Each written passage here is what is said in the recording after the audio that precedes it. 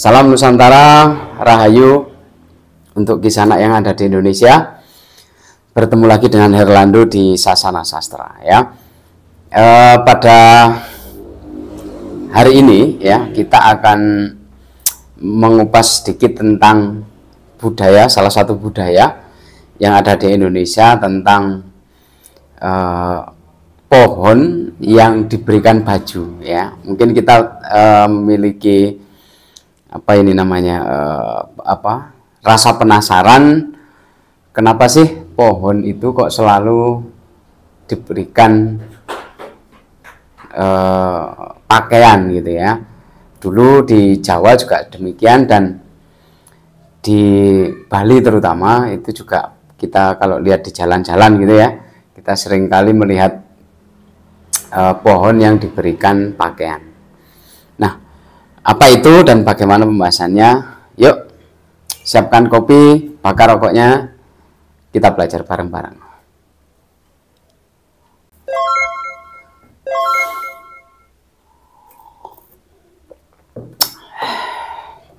Baik, kisah anak semua tentang pohon ya, yang mungkin kita melihatnya sebagai sesuatu yang unik, mungkin juga ada yang menganggap itu aneh gitu ya. Nah, yang sering kita lihat untuk pohon yang diberikan baju ya, ini mungkin bisa kita lihat di Bali ya, yang masih berkembang sampai saat ini. Dan biasanya di Bali itu diberikan baju yang bermotif poleng. Motif poleng itu hitam sama putih ya. Dan ternyata kisah anak semua ini bukan sebagai istilahnya sarana mistik gitu ya, tetapi ada makna-makna kenapa sih pohon ini dikasih baju gitu ya. Kemudian kenapa warnanya ini kok harus poleng gitu ya. Nah, ternyata poleng ini adalah wujud keseimbangan ya. Disimbolkan sebagai biasanya disebut sebagai Rua Bineda. Sebutannya Rua Bineda ya. Rua Bineda ini kalau dalam bahasa sederhana bisa kita artikan sebagai keseimbangan. Jadi di alam semesta itu ada keseimbangan. Ada hitam, ada putih, ada siang, ada malam, ada laki-laki, ada perempuan, ada pagi, ada petang gitu ya, ada kering, ada basah gitu. Nah, ini wujud keseimbangan. Atau mungkin kisah anak semua melihat kalau di film-film Chinese gitu ya, film kungfu Cina itu ada yin yang ya. Nah, wujud yin yang itu pun sebenarnya sama dengan wujud kita yang ada di Indonesia, yaitu Rua Bineda, keseimbangan itu tadi ya. Nah, apakah pohon yang diberikan baju ini cuma berkembang di Bali saja gitu ya? Tidak, teman-teman ya. Jadi dulu di Jawa pun itu juga ada ya, bahkan sampai sekarang pun di beberapa tempat yang tradisi Jawanya masih kuat, budaya Jawanya masih kuat, itu juga menggunakan konsep ini gitu ya. Nah, mungkin kalau zaman dahulu mungkin kebanyakan ya. Jadi kalau zaman sekarang mungkin sudah hampir tidak ada, kecuali yaitu tadi di lokasi tertentu atau desa-desa tertentu dengan tradisi yang masih kuat ya. Dan apakah ini kalau kita melihat apakah ini ada unsur mistiknya? Tidak ya. Ini untuk kisah anak semua. Para leluhur kita memberikan konsep ini bukan sebagai sesuatu yang mengandung hal mistik. Dan saya sangat risih sekali dengan sesuatu yang mengandung budaya kemudian disangkut pautkan dengan sesuatu hal yang mistik gitu ya. Padahal sebenarnya bukan mistik tapi spiritual, karena beda sekali ya. Nah, dan para leluhur kita itu menggunakan ini untuk apa gitu. Dan ini pohon diberikan baju ini adalah ternyata memiliki makna filosofis yang sangat dalam, ya, dan tentunya manfaatnya sangat baik untuk kita, gitu. Nah, manfaat yang pertama adalah makna yang pertama itu adalah sebagai wujud kasih sayang kepada alam, gitu. Jadi leluhur kita itu mengajarkan bahwa kita jangan sampai alam ini jangan sampai kita rusak, gitu. Contoh misalkan saat ini kita jangan buang sampah sembarangan, misalkan. Kemudian jangan menebang pohon sembarangan, gitu. Jadi wujud ini adalah pembelajaran bagi kita, makna filosofi bagi kita untuk agar kita selalu menjaga kelestarian alam, gitu. Bukan sebagai disangkut pautkan dengan sesuatu yang mistik, oh di pohon ini ada penunggunya, tidak seperti itu. Ini hanya makna simbolis, ya. Dari situlah makanya kenapa hanya satu pohon yang diberikan, bukan pohon satu hutan diberikan baju semua, tidak, ya. Tapi ini hanyalah makna simbolis, ya. Orang dahulu ketika dia membutuhkan kayu, kemudian dia menebang pohon, tidak lantas tebangannya itu ditinggal begitu saja, tetapi dia istilahnya dalam bahasa Jawa ngijoli. Ngijoli itu mengganti. Jadi ketika satu pohon ditebang, kemudian dia akan menanam satu pohon, gitu. Jadi nggak ditinggal begitu saja, gitu, ya. Akhirnya sampai sekarang pun diharapkan pohon ini tetap lestari, gitu, atau alam ini tetap lestari, gitu. Nah, itu yang pertama. Kemudian yang kedua adalah menjaga kelestarian pohon itu sendiri, ya. Nah, kita diberikan atau diwanti-wanti oleh para leluhur kita bahwa pohon itu sangat bermanfaat untuk kehidupan manusia, ya. Seperti yang saya bahas di video sebelumnya, yaitu tentang pohon beringin. Ya, ini tentang pohon beringin khusus, ya.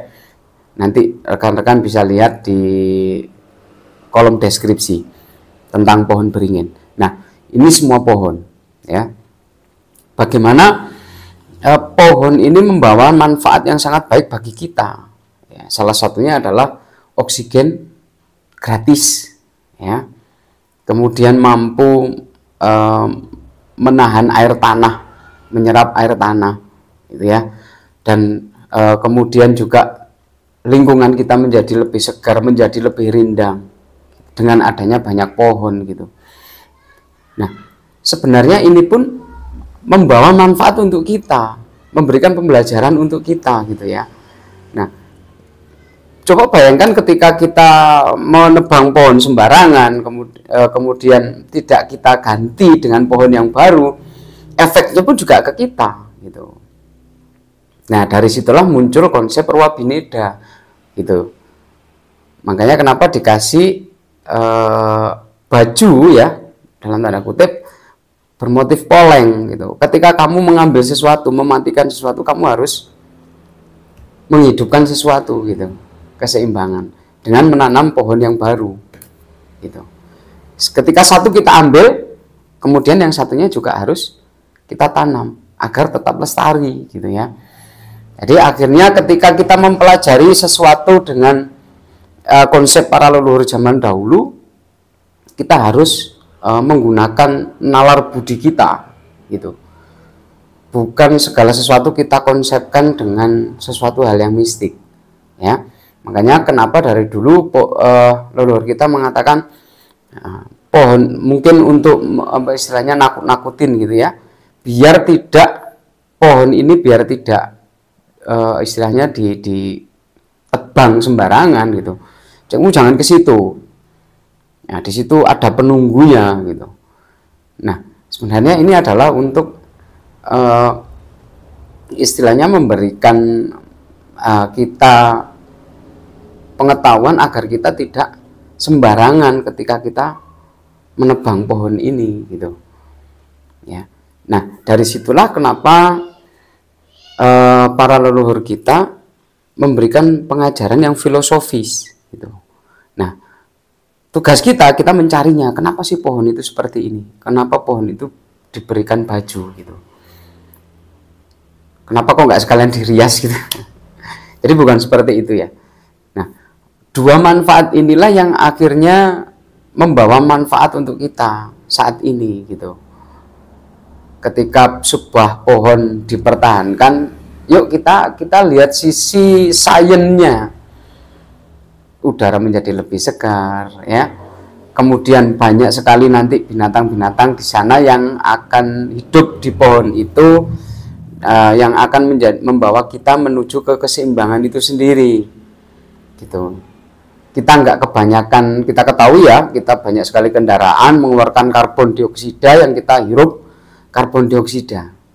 Bayangkan kita kekurangan pohon seperti itu. Nah, efeknya ini pun juga untuk kita sendiri, bukan untuk orang lain gitu ya. Memberikan pembelajaran untuk kita ketika kita melihat itu, jangan langsung diarahkan ke hal yang mistik ya. Sekali lagi bukan itu. Kemudian yuk kita lihat gini, mungkin ini sebagian orang menganggap ini sebagai sesuatu hal yang aneh, unik gitu ya. Tetapi pada masa sekarang pun kita melihat hal ini, makhluk lain, katakan pohon ya, ini kan makhluk lain di luar kita ya. Saya nggak bahas makhluk lain, hantu, setan, no ya. Pohon yang dikasih baju. Tapi zaman sekarang pun kita banyak melihat ya, anjing, kucing diberikan baju gitu. Dan kita menganggapnya itu bukan suatu hal yang aneh ya, tetapi sebagai suatu hal yang lucu, unik ya. Nah, tapi kadang kita melihat kenapa ketika pohon kita kasih baju, akhirnya kita mikirnya ke hal yang mistik gitu kan. Padahal kalau kita lihat secara nalar gitu ya, sains, pohon ini sangat bermanfaat untuk kita. Kalau binatang, anjing, kucing yang diberikan baju, mungkin manfaatnya hanya untuk pribadi. Saya suka karena kelucuannya gitu ya. Tetapi ketika pohon itu sangat bermanfaat untuk semua manusia. Dan anjing sama kucing yang diberikan baju, kita menganggapnya bukan aneh gitu ya. Nah, ini sebenarnya sesuatu hal yang lumrah, Kisanak semua ya. Jadi karena proses berpikir manusia juga, akhirnya kita memperlakukan anjing, kucing atau binatang yang lain seperti kita. Demikian juga halnya dengan pohon gitu. Dan kenapa seseorang yang memiliki anjing, memiliki kucing, akhirnya diberikan pakaian, diberikan aksesoris seperti itu gitu kan.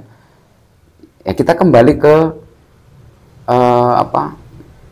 makna daripada pohon yang pertama tadi, yaitu adalah wujud kasih sayang kepada alam gitu. Nah, orang-orang yang memberikan baju atau pakaian kepada anjing sama kucing, itu juga wujud kasih sayang dia gitu loh ya. Nah, tapi ketika kita melihat itu, jangan jadikan itu sebagai sesuatu hal yang menyimpang gitu. Seperti halnya kita melihat sebuah pohon ya. Yuk pembelajarannya kita kembalikan ke kita gitu loh. Yuk proses berpikir kita harus menggunakan nalar budi kita. Lihat sisi sainsnya, lihat sisi nalarnya, sisi ilmiahnya yang bermanfaat untuk kita. Ya, itu ya untuk Kisanak semua dan rekan-rekan saya yang ada di Indonesia. Ketika kita melihat pohon yang memiliki baju atau yang dipakaikan baju, hormati itu, karena pun juga itu adalah bagian dari tradisi atau leluhur kita masa lalu yang mengajarkan kita untuk selalu menjaga kelestarian alam. Ya, jadi itu kesimpulannya. So, untuk Kisanak semua, saya harapkan komen di bawah, mungkin juga ada makna lain di adat budaya yang lain yang sesuai dengan kita yang ada di sini. Boleh share, mungkin memiliki makna yang lain ya. So, untuk itu tetap stay tune di channel Sasana Sastra, dan kita akan membahas budaya-budaya yang lain, sejarah-sejarah yang lain yang nantinya akan menambah wawasan kita. Akhir kata, salam Nusantara, Rahayu.